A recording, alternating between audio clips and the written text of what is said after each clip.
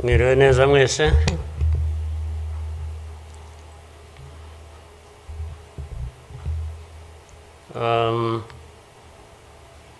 Ngira ngo biroroshye wenda kugira aho mpera.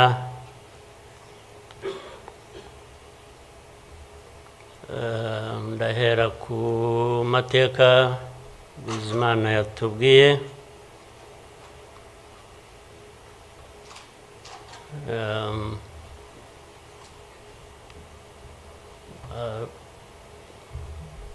Arambuye afite ibimenyetso ashingiyeho, ariko ndagira ngo mbanze nshimire mwese abari hano mwaje kwifatanya n'igihugu n'abanyarwanda, cyane cyane mwebwe abaturuka hanze mu bindi bihugu cyangwa abihagarariye hano mu gihugu cyacu.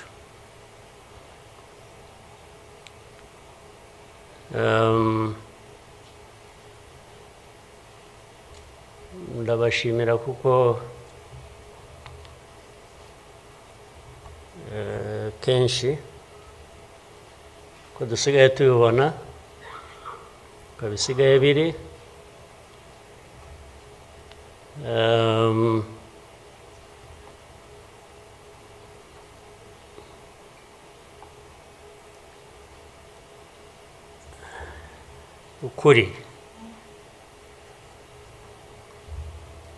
ukuri ntabwo kukigenderwaho.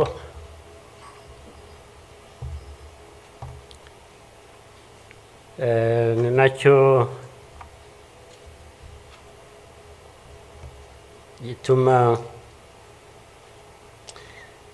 ariko reka mvugane, hari umuntu w'inshuti yanjye wigeze kumbaza atari ko wowe nk'umuntu ubaho ute ugahuza bimwe, ndaza kubivuga mu rurimi rw'amahanga. Arambaza tubaho ute ugahuza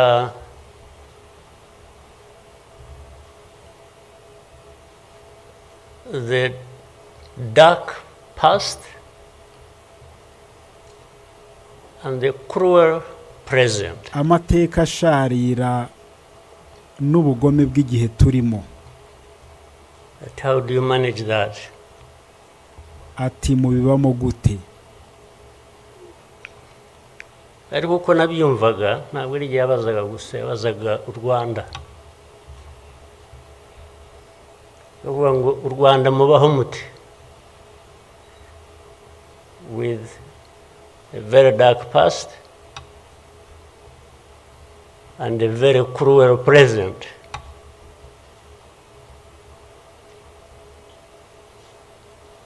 Icyo namushubije nuko from the beginning we were under an illusion that the two tumaze igihe twarasobanukiwe ko byombi bishobora kuba bifitanye isano kandi ko ntacyo twabihinduraho.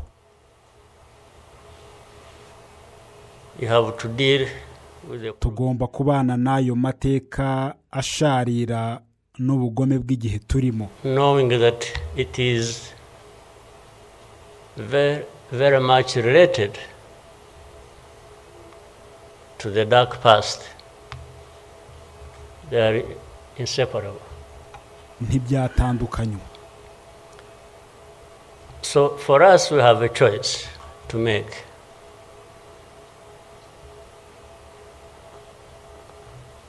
You are either crushed in between and you stop existing, twagombaga kugira amahitamo, kwari ukurebera bikaduhuriraho tugashira, cyangwa se tugahaguruka tugahangana n'ibyo bibazo.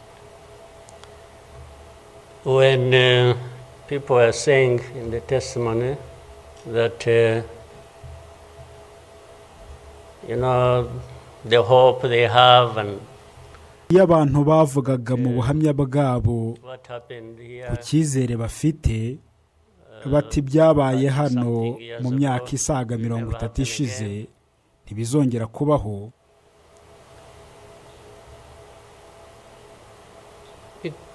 it won't be because of ntibivuze ko abo bagize uruhare muri ayo mateka yahashize batazongera kubigerageza.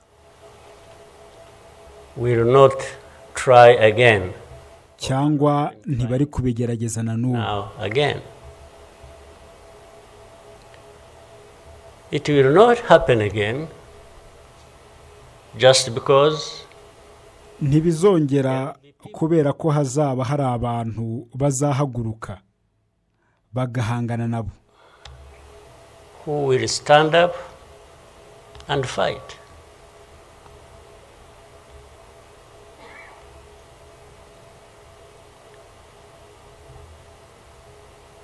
It's not because there are ntabwo ari uko hari abantu bake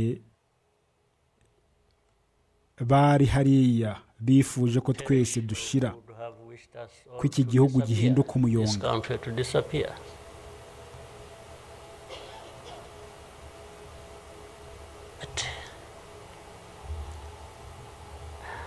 How can people accept that? kubera icyo abantu bagomba kwemera ibyo? Ni iyihe mpamvu ituma abantu badahaguruka ngo bahangane? Because anyway, there is a risk you may die. Kuko n'ubundi Stand up to fight. ni uguhaguruka ngo wirwaneho, si ihame ko ushobora But gupfa. if you don't, Ariko nudahaguruka ngo it's a uhangane, sure thing. You are going to die. n'ubundi urapfa. So, why don't I try the former? Kuki ntagerageza uburyo bwa mbere? Why don't I try to stand up and fight? Kuki ntagerageza guhaguruka nka Rwanda? The chance that you might survive, Ko byo byibura live on your life, birimo amahirwe yo kurokoka, ukabaho uko ubishaka aho kubireka. instead of giving up and you let people treat you as if maze bakagufata uko babishaka, for you to live, nkaho kubaho kwawe ari impuhwe bakugiriye. it's a favor that they are going to do for you. Why? Kubera iki se?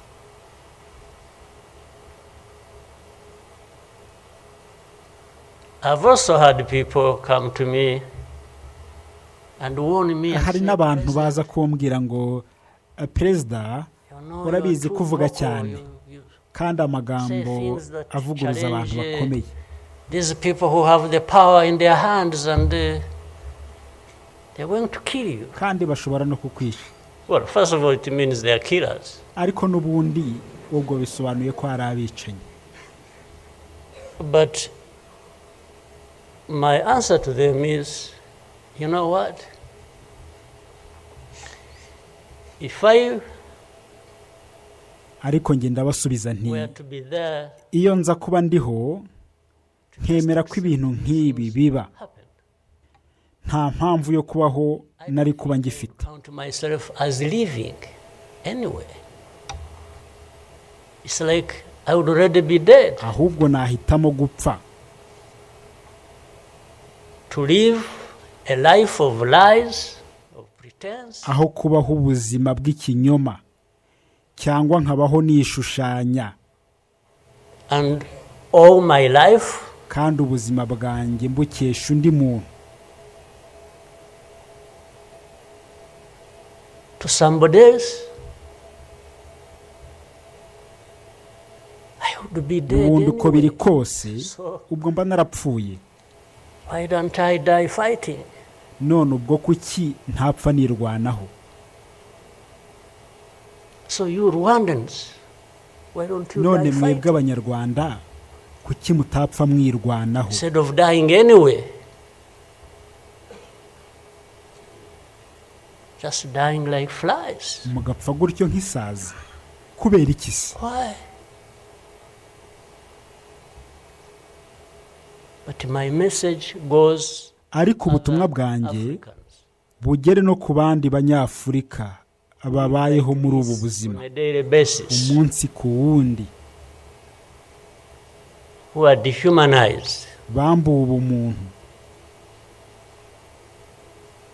and they accept it and they kandi beg. I bakabyemera, can't beg to live. noneho I bakanabyisabira. can't beg anybody. Njye sinshobora gusaba kubaho, nta n'umwe nabisaba. Who will fight? Twarwana, natsindwa ngatsindwa.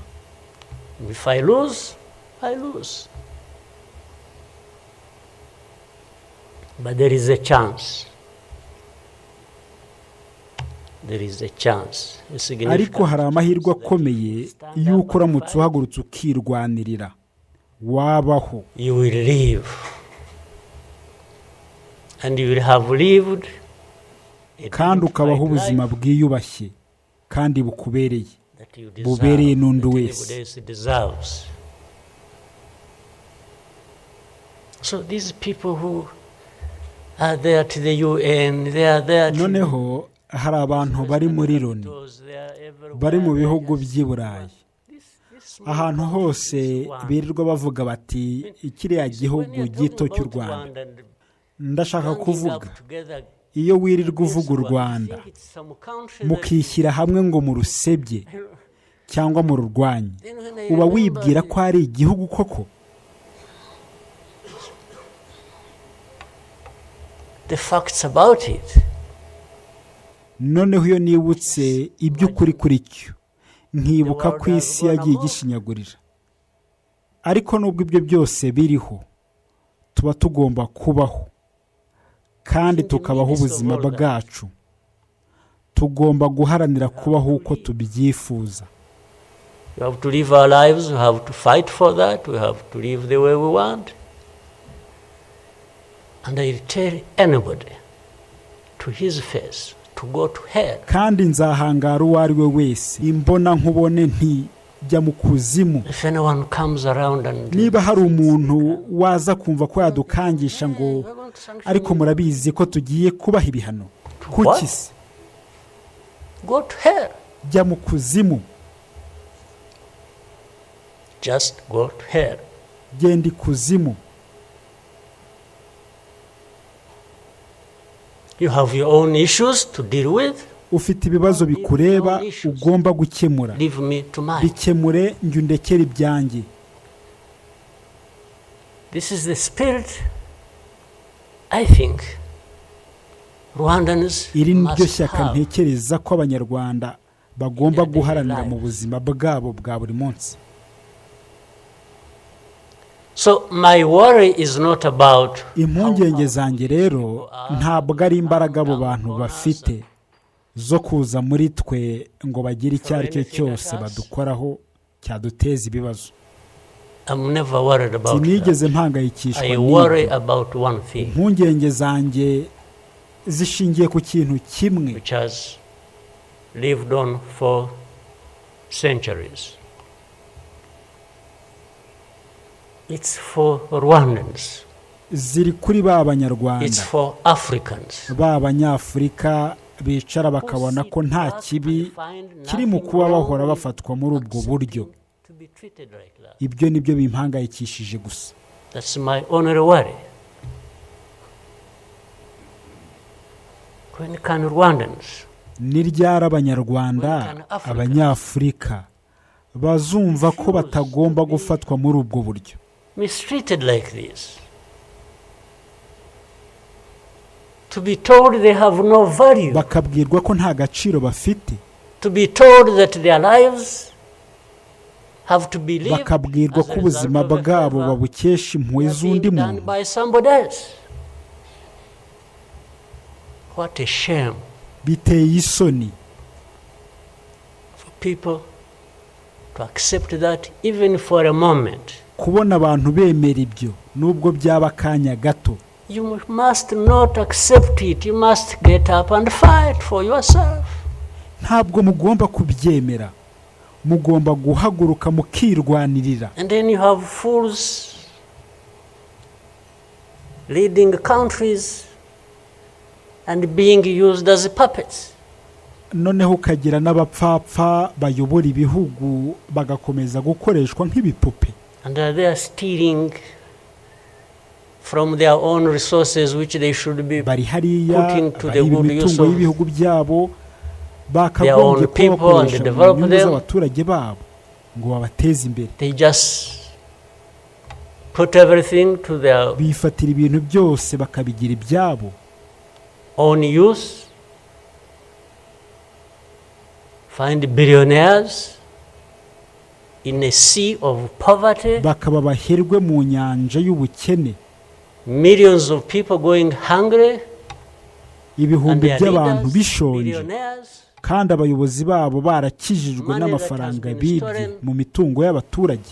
from the resources of these people, and these are the ones received in Western capitals and Kandi praised. aba nibo bahora bakirwa mu bihugu by'i Burayi na When, Amerika, you know, bagahabwa Rwanda amashimwe. is being crucified literally at the Mu gihe UN, u Rwanda ruri everywhere. kubambwa muri Loni They are n'ahandi the ones who hose, show up and everybody is doing their bidding. bagakomeza kwigaragaza nk'abari mu ipiganwa.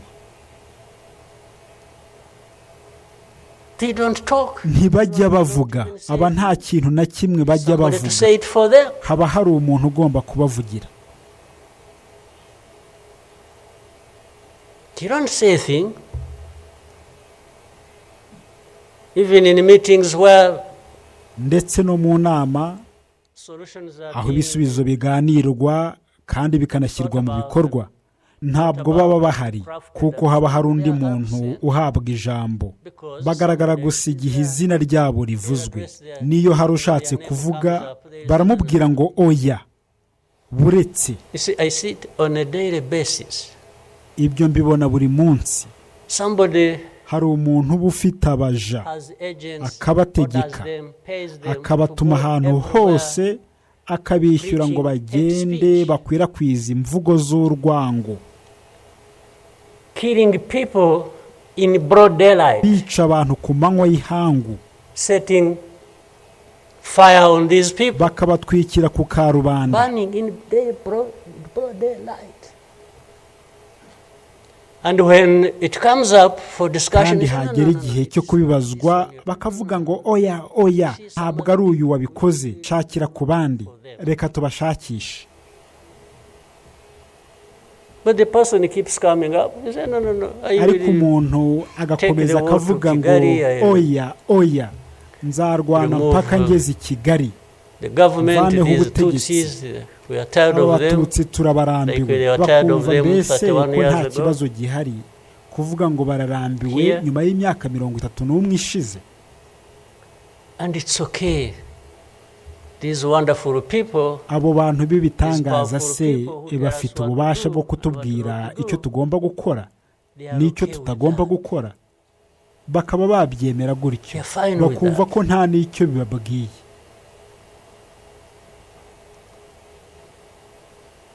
and they expect us to accept it also ourselves.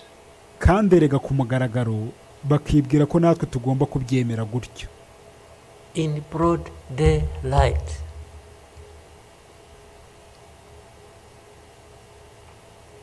Hate speech, killings of people, Imvugo z'urwango, kwica abantu bazira uko bavutse, kwirukana abantu mu nkomoko zabo, kugeza aho benshi muri bo babaye impunzi hano mu gihugu cyacu. Tukaba dufite impunzi zigera ku bihumbi 125 baba mu nkambi kubera ko bakuwe mu byabo mu burasirazuba bwa Kongo.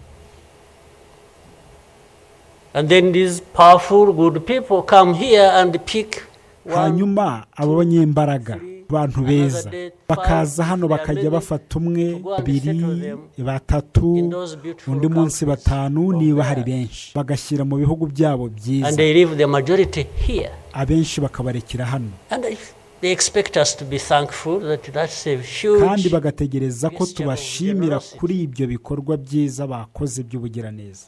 First of all, they take them icyambere babafata babizi neza ko hari impunzi zituruka mu gihugu duturanye. They don't take them as Rwandans. Ntabwo babajyana nk'abanyarwanda. They take them as refugees from Congo. Ahubwo babajyana nk'impunzi zaturutse muri Congo. They are taking very few. They are not, I wish they could take all of them. Gusa nuko bafata bake. Nifuza ko babajyana bose. Abifuza kujya gutuzwa. The rest becomes my problem. Hanyuma ibyo bakabingerekaho. Rero icyo bagomba gukora ni ugukura abo bantu bose bo mu burasirazuba bwa Congo. Bring them to Rwanda. Bakabazana mu Rwanda. Take to your countries those bagatwara mu bihugu byabo abo bashaka bake. 0.1%. Batageze no kuri 0.1%. And the rest should remain Rwanda's problem. Hanyuma basigaye bakaba ikibazo cy'u Rwanda. Because after all these ones are Tutsis like Kagame. Kuko ngabo ari abatutsi nka Kagame. That's a simple conclusion. Uwo ni umwanzuro woroshye. But ask yourselves. Ariko mwibaze. How did these people end up being? Ni gute aba bantu byarangiye bambutse umupaka w'u Rwanda? Of Rwanda. Was it really done by Kagame? Byakozwe na Kagame.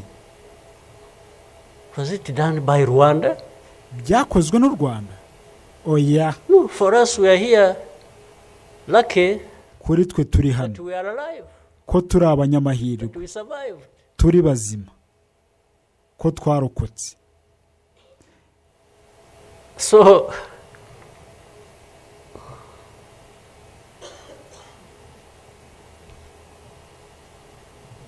but as I say this, rero nkuko mbivuga, even for my sanity and the country's sanity, mu myumvire yanjye n'iy'igihugu tugomba rimwe na rimwe gukora ibintu mu bundi buryo.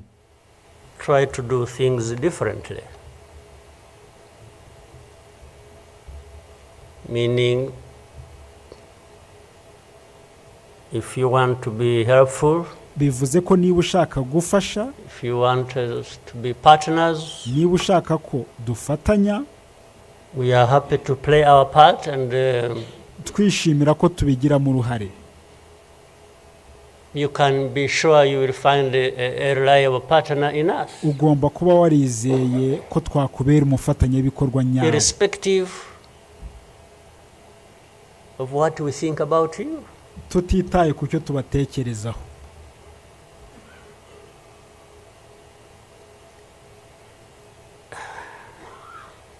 You know,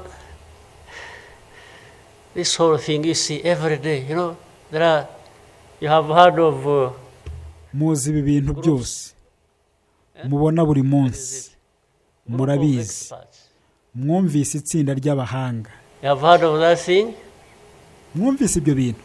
These are people who go around. Aba ni abantu baba bagenda. Abahanga baba bagomba kumenya neza ibyacu kurusha twebwe ubwacu. Our situation than ourselves. Can you imagine? Uribaza. And the ones who lead those groups, kandi abayobora aya matsinda bo bafite aho bahuriye n'iyi nkuru mvuga cyangwa ibyo Bizimana yavugaga.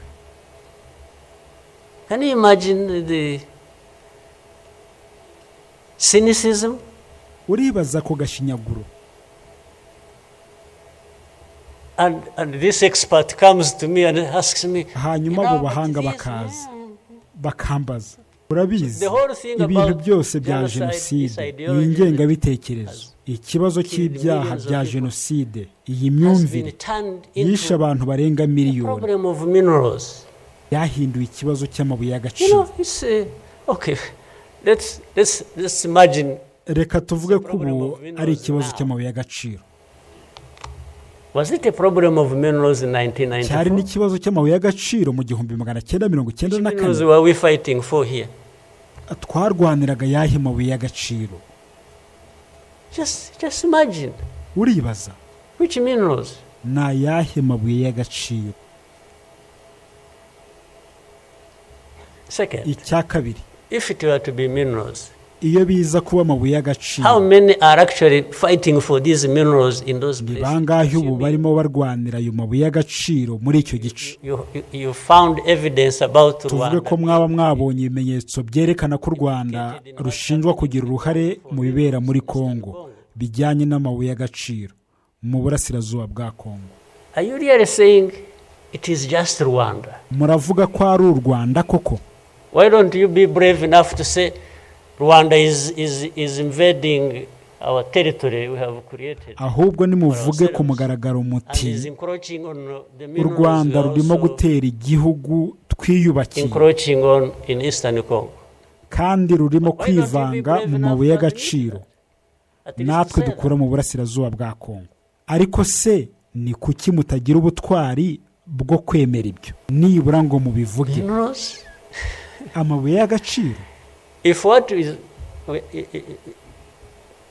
the allegations, if these allegations were true, urabizi iyo ibyo mudushinja biba ari ukuri, you know what? Rwanda would be as rich as you are, those who make the u Rwanda accusations. rwari kuba rukize nk'amwe mwe mudushinja. We would not be needing your money at all.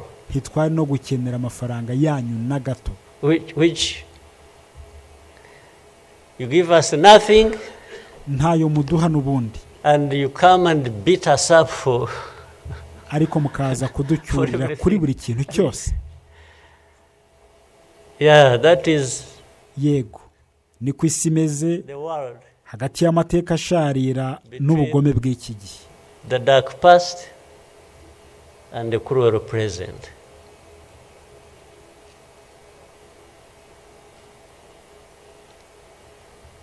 But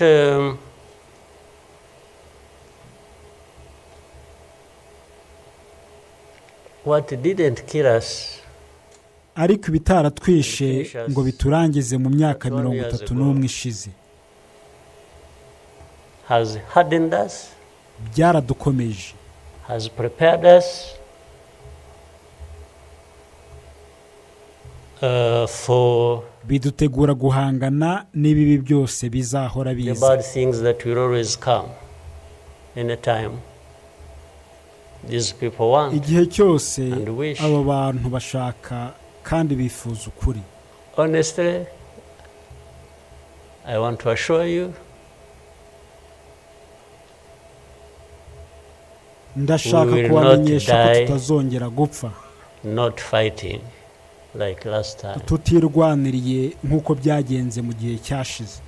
And fighting does not involve invading anybody's territory, ariko kurwana ntibisobanura Does gutera not igihugu cy'abandi, involve going after something that is not ntibisobanura ours. kwirukankira ikintu kitari icyacu. Fighting, I mean, is Kurwana nshaka kuvuga if you ni igihe find us mudusanga here hano and iwacu treat us the way you mugashaka want, kudufata uko that you mwishakiye have seen in the past. nk'uko mwabibonye mu bihe I byashize. just want to assure you, you will not succeed. Ndashaka kubizeza ko mutazabigeraho, You will not succeed. ntimuzabigeraho.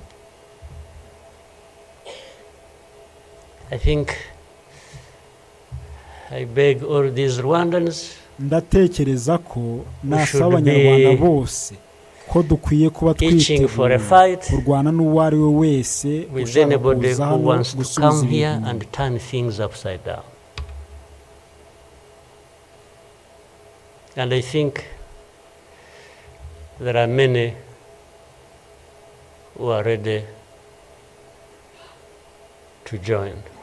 kandi ntekereza for ko that. hari benshi biteguye urwo But for rugamba, our friends, ariko ku nshuti our zacu, partners, please ku bafatanyabikorwa bacu, don't ndabasabye misunderstand us, ntimutwumve nabi, don't mistreat us. ntimudufate nabi.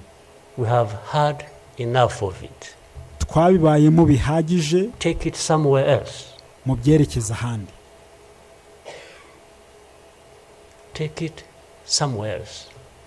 mu byerekeza ahandi. You know this Bizimana who was telling you murabona this, ibyo Bizimana yababwiraga kuri ariya mateka yose. compile ahubwo that and Bizimana, distribute it to our niba friends bishoboka and all of us. wagerageza I want a kubikusanya copy of what you- ukabiha inshuti zacu ndetse natwe twese. njye ubwanjye nifuza ko mumpa kopi y'ibyo yavuze, ariko nanone Much ndumva ari as, byiza ko n'inshuti zacu in the ndetse n'abandi ko babona iyo present, kopi, nabo barayikeneye. facts don't matter. nubwo muri ibi bihe bikomeye tubayemo ukuri kutagifite agaciro, ibimenyetso bikirengagizwa, ukuri ntawe uguha agaciro, ahubwo ikiraje inshinga benshi What pleases you nicyo bishimira mu gihe runaka, ariko ntibasesengura ingingo ku ngingo. what facts about others. But and I was saying this because this nabivugaga Bizimana kuko n'ubundi made another Bizimana yigeze presentations gutanga ubutumwa another time bugaragaramo abantu bamwe n'abo was, yavuze. talking about. And the next day hanyuma bukeye bw'aho from abantu embassies, baturutse muri za people came ambasade babimubazaho. threatening him. Yeah. You know, they even murabizi sinzi uko they're batekereza, so foolishly brave kandi baratinyuka cyane to just kuko bagiye they went kumureba to imbona him. nkubone. And I think another message went through foreign ndetse ubundi affairs. butumwa bunyuzwa muri za nzira This za man who diporomasi. is, saying this, and he Nko was not kuvuga saying ngo it is not uyu true, muntu but he uvuga was saying ibi no for si daring uko to ibyo say avuga it, atari ukuri, even if it is the ahubwo truth. ikibazo ni uko yatinyutse kubivuga. Yes, they threatened him, and they even started threatening he will not get a visa bamukangishije ko atazongera kubona viza to travel to some ngo places abashe kugera ahantu hatandukanye. face to face like that. bamubwira imbona nkubone. Somebody from the embassy threatening umuntu ukorera our minister. ambasade agatinyuka umuminisitiri wacu muri course. ubwo buryo, I can't blame them that ariko si bo ndenganya. given this history we have had, that from the embassy they even think they are above the bumva ko minister. barusha agaciro abaminisitiri b'igihugu cyacu kuko bafite inkomoko mu bihugu They bikomeye, just come and say, you. bagatinyuka you dare kumubaza say bati this. wowe ugatinyuka He kuvuga wasn't gutya. saying this is contrary to the truth or evidence we have. ntibamunyomoza Why did you ngo bamubaze present bati kuki utangaza ibinyoma. He was just saying whether lies or truth, you shouldn't have said it. bamusabye guhagarika kuvuga niyo yaba avuga ukuri. That is the cruel present we live in. ngubwo ubugome bw'iki gihe turimo, We must confront it. ariko tugomba guhangana nabwo. niko bigomba kugenda kandi nta gusubira inyuma. No question about it.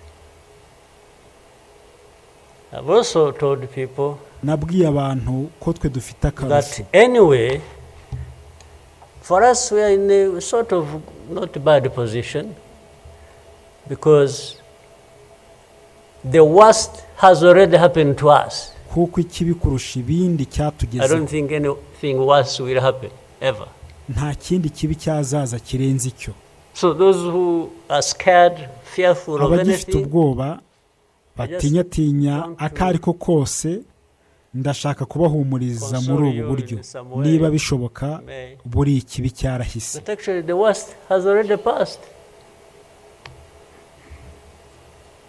When we lost the people during that time, ubwo twaburaga abantu muri biriya the bihe, young man was giving testimony about. uyu waduhaye ubuhamya yagarutseho, Do you think anything like that would ever happen again? mwamwumva biriya bihe bizongera I don't kubaho? think so. simbihamye. So why would we be scared of anything? kuki mwahangayika? The worst. The ikibi hurricane came and imiraba yarahushye, we took cover and things, turihisha, and it has passed. And we rebuilt. irakomeza, dukomeza kugenda twiyubaka mu buryo bwose bushoboka. Our strength of all kinds. I don't think there is any other hurricane that will come and simpamya ko hari ikindi kizaza ngo kijegeze sweep iki across gihugu. the country, destroying everything. I don't think so. simbihamye. So And this day always reminds us of some of the uyu things munsi uhora unyibutsa iteka ibintu nakunze kuvugaho. Remember the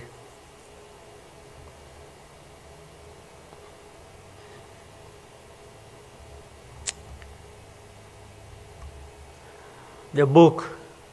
Ndibuka nk'igitabo cyanditswe n'umuntu bamwe muri mwe mushobora kuba muzi, witwa Philip Gurevich, gifite inyito ndende. Uyu niwe muntu. Uyu niwe muntu. Well, at least I would have wished if they could think of such a man and put him in the group of experts. Byibura yaza kuba yaratekerejweho agashyirwa muri group of experts. Wenda bari kugira icyo bunguka kuzana gusa umuntu kubera ko akomoka mu gihugu cyakoronije u Rwanda. Colonized Rwanda and that becomes the expert. I think that's not serious. Ko ibyo nta shingiro bifite. But he said that the title of the book was "We wish to inform you izina ry'icyo gitabo ni that tomorrow will be killed with our families." You know, who were they informing? Abo bantu bavugaga batya babwiraga ndi. And who was going to stop that? And who was going to come to their rescue? Ninde wari kubatabara? Nobody. Nta numwe. It just happened as they said it. Nkuko babivuga. People kept telling the world, "We want to inform you." Abantu bakomeza gutabaza. That tomorrow we are going to be killed with all our families. Batejo twese tuzicwa n'imiryango yacu. And who cared? Ariko se ninde wari ubyitayeho? And the families were killed indeed. Ibyari byo byose imiryango yarishwe, harimo n'iyo musore wadusangije ubuhamya hano. The young man who was testifying here. Well, including our families. Ndetse n'abo mu miryango yacu. Those of us standing here. Twebwe duhagaze hano duhora twandagazwa. Every single day about our history. The history where amateka yacu ahora acurikwa. There is a force that always hari imbaraga zishaka guhindura abacitse ku icumu abicanyi. So these people who give testimonies and say what happened to them, they are actually now perpetrators. Ubu abatanga ubuhamya bahinduwe abicanyi ntibakiri abarokotse. So the cynicism I was talking about, what happens in this world, aka niko kaga nakomeje kuvuga. Iyi si irashaka ko aba bantu bagize amahirwe yo kurokoka bakabura ibyabo byose n'imiryango yabo are now the victims, the perpetrators, no longer victims. Ubu nibo bahinduwe abicanyi. That's what the world wants to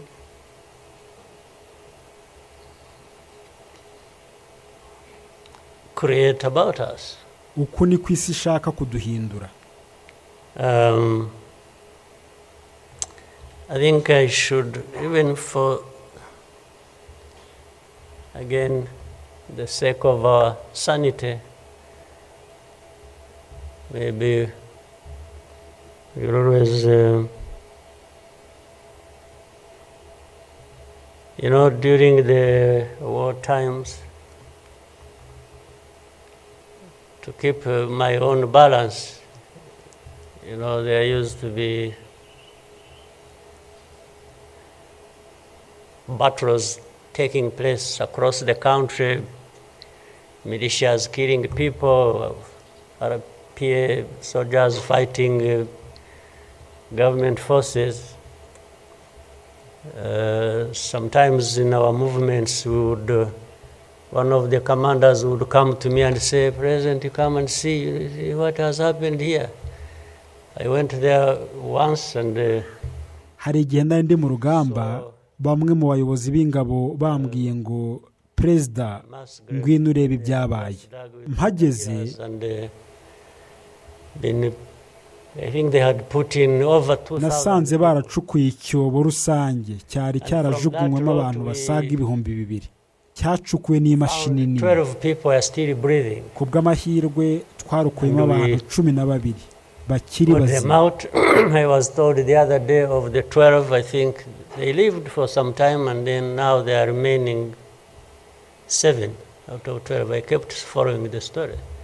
7 are still alive. I think 5 died of. Nyuma 5 muri bo barapfuye, hasigara 7. But from that moment,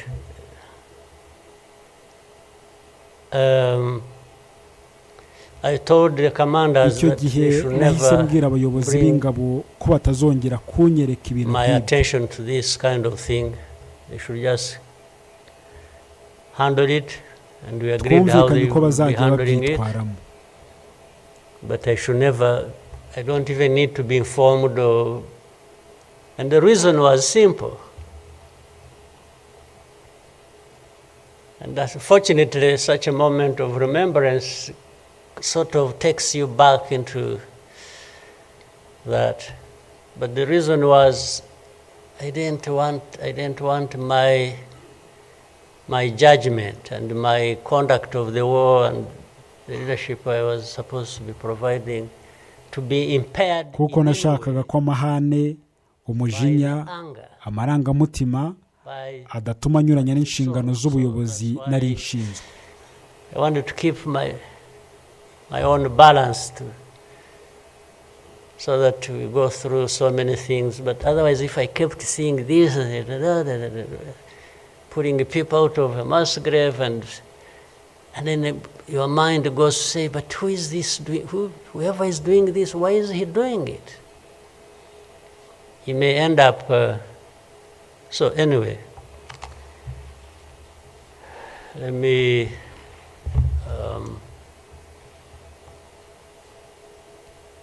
end here. There will always be another day, another year to commemorate. Mureke nsoreze hano.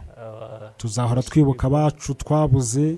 But for Rwandans, I beg you,